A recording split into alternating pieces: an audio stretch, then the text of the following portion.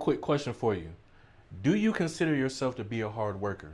And what I mean by is you put in maximum effort, yet you see that you are actually not getting paid what you believe you should be getting paid. Well, if that is the case, in today's video, I'm going to be sharing with you 4 things that I actually learned.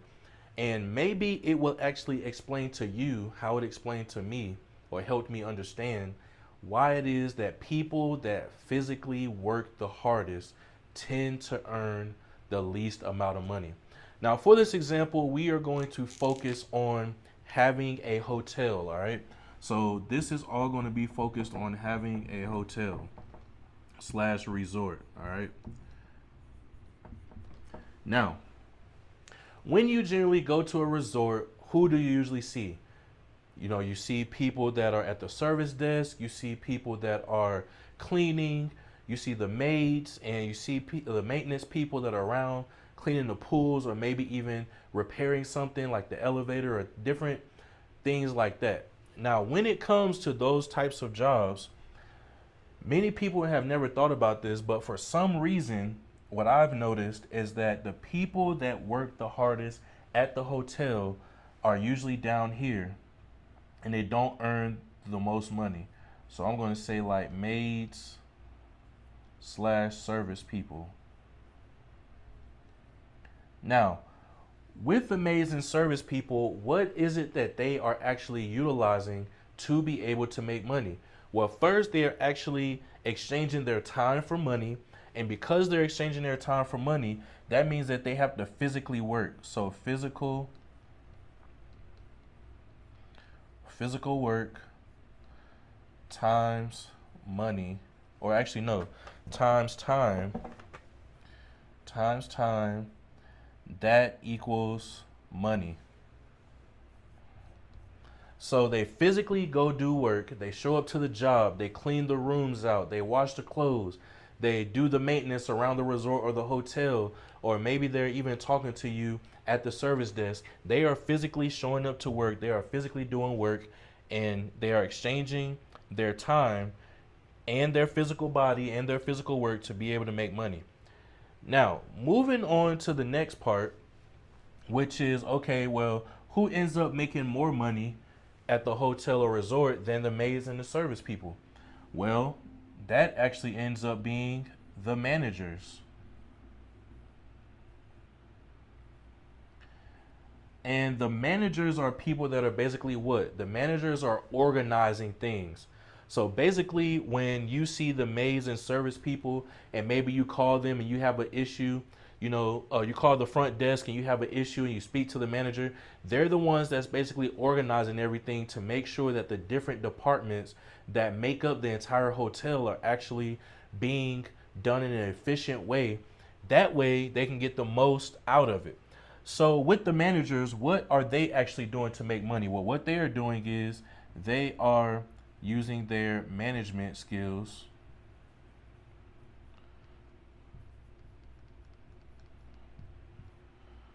times time to make money. So I started to think, okay, the hardest working people in the hotel are making the least amount of money. How much money does a maid usually possibly end up making? They'll probably end up making somewhere between, let's say, $30,000 per year to maybe $70,000 per year, seeing if they're a maintenance person. Now, for a manager, what is it that a manager might possibly start making? Well, they'll probably start at $65,000 per year, and they'll eventually go up to maybe uh, let's say $120,000 per year. Because they do have some high end hotels depending on where you're working at. So the maids are earning between 30 to 70,000 on the high end. The managers are earning 65,000 to 120,000. Well, what ends up being the next level above this? And this next level is very important. This next level is extremely important. And what ends up happening is this is what's called communication.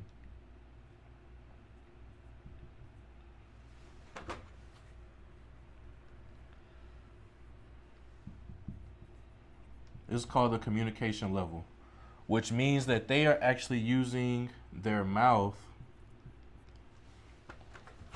Whoops. They are actually utilizing their mouth times time to make money. Now, who are the people that are actually communicating? Well, maybe this could be an advertisement. Maybe this could be a commercial. Maybe this could be someone that is actually coming out saying, hey, we want you to come to this hotel. Maybe it's somebody that's selling a timeshare or something for the hotel or the resort. And what they end up doing is, let's say that they end up creating an ad. Well, they're creating an ad, they're doing less work, they have something that can consistently work for them over and over again. Or if they actually are salespeople selling timeshares, they meet with a certain amount of people per day and they sell a timeshare, and maybe the timeshare is 30,000, 60,000.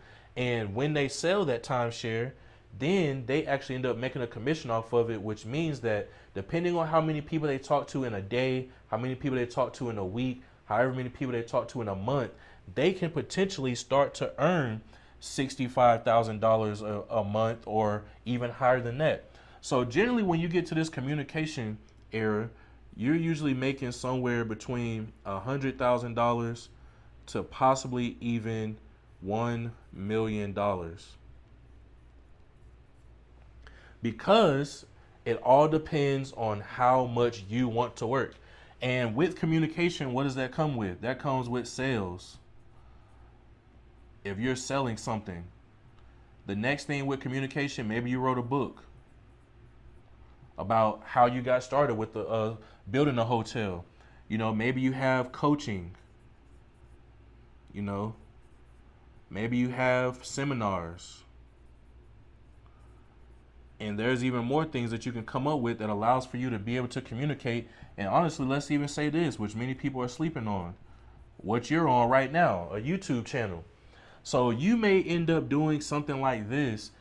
You enhance your communication skills, or you develop your communication skills that allows for you to convey a certain message that causes people to move in a certain direction. And when they start to move, now you are actually able to earn a lot more money using your mouth and your time. All right.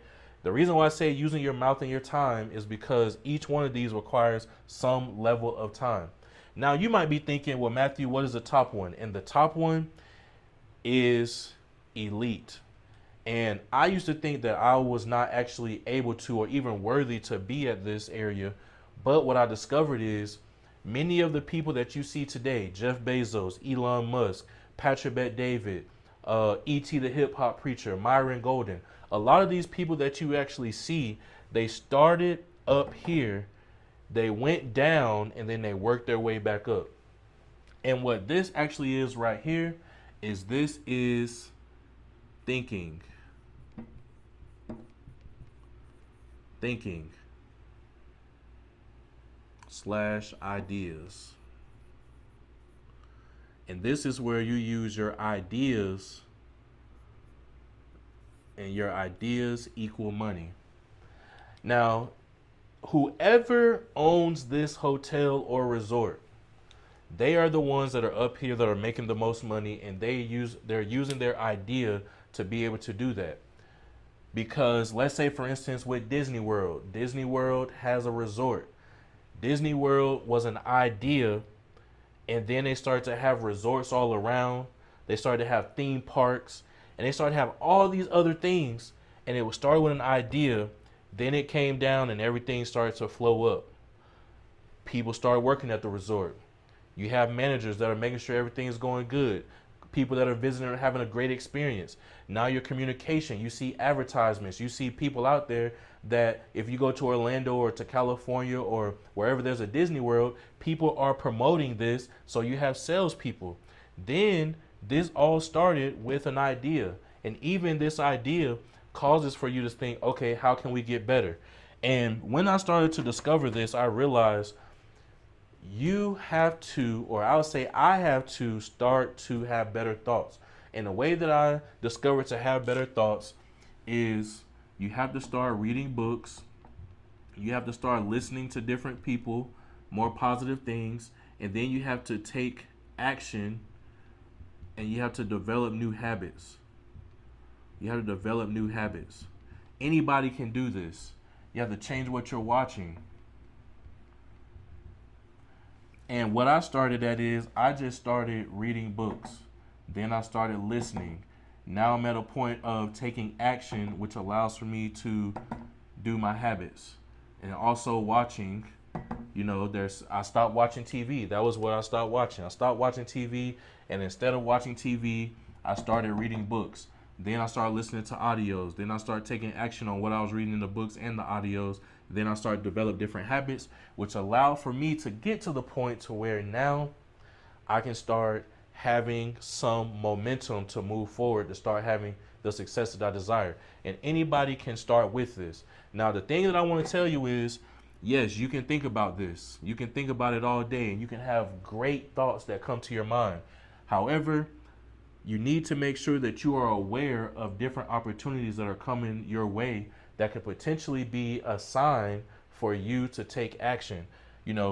I'll leave you with this story because when you start thinking about something, you're going to end up coming down here, and then it's basically going to come back up, and then you're going to come back down here, and eventually you will just start doing this.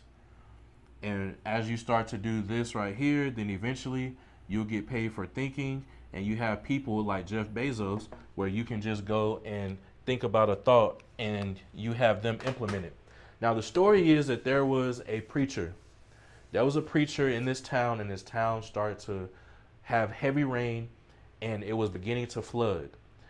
And as it started to flood, people were saying, hey, look, we need to evacuate. We need to evacuate. And the preacher said, no, I'm good. God is going to save me.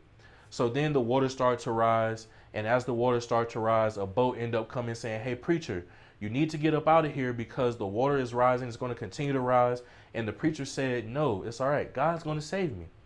Then the water kept rising, and eventually he ended up getting on the roof. And then a helicopter came, and the helicopter said, look, preacher, this is your last chance.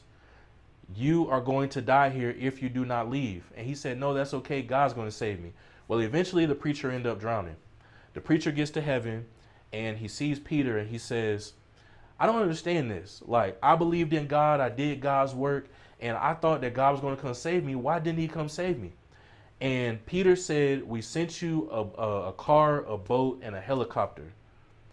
So the moral of that story is there are going to be opportunities that are going to be presented to you, and you have to know, is that your car? Is that your boat? Is that your helicopter? Because of the fact that when you are able to recognize that, then you have to start taking action towards that. And one of the final things that I would like to leave before I end this video is that things sometimes are going to seem overwhelming. They're going to be overwhelming, and they're going to seem unorthodox. However, you want to make sure that you do not allow for that to hold you up. It's okay for you to be skeptical, and it's okay for you to kind of take your time a little bit, but you want to make sure that you don't allow for that to be a hindrance that's going to keep you from your growth. So I hope that you were able to get some value from this video, and I will catch you in the next video.